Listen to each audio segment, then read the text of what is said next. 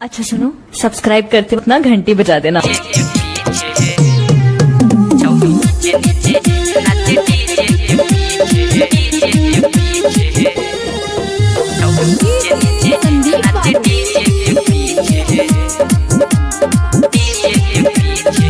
गे छोरी लहंगा तनी उठा गे अपन कमर हल्का हिला गे।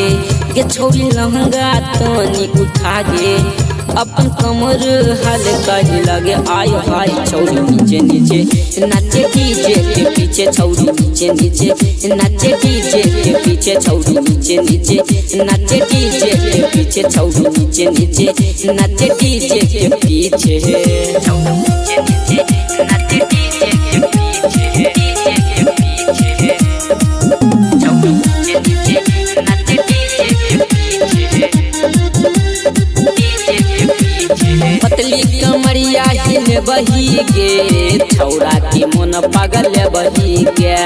टुकुर टुकुर ताकै छौ डीजे वाला गई ओकरो तू सन के बही गे, ओकरो तू सन के बही गे।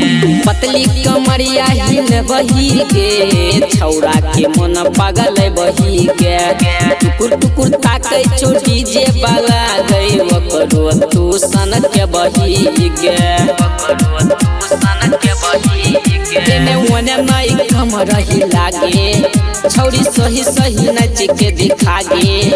एने ओने नाई कमर हिला गे छौरी सही सही नाच के दिखा गे। आय हाय छौरी नीचे नीचे नाचे डीजे के पीछे, छौरी नीचे नीचे नाचे डीजे के पीछे, छौरी नीचे नीचे नाचे डीजे के पीछे, छौरी नीचे नीचे नाचे डीजे के पीछे, डीजे के पीछे, छौरी नीचे नीचे नाचे डीजे के पीछे, डीजे के पीछे। राइटर शिवजी लिखै छौ अमर देव के मन नहीं मानै छौ।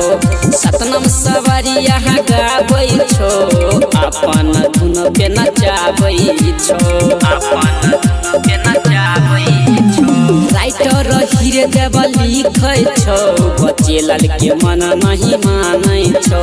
सतनम सवारी यहाँ गाबै छौ अपन धुन पे नचाबै छौ, अपन धुन पे नचाबै छौ। एने ओने नहीं कमर हिला गे छौरी सही सही नाच के देखा गे।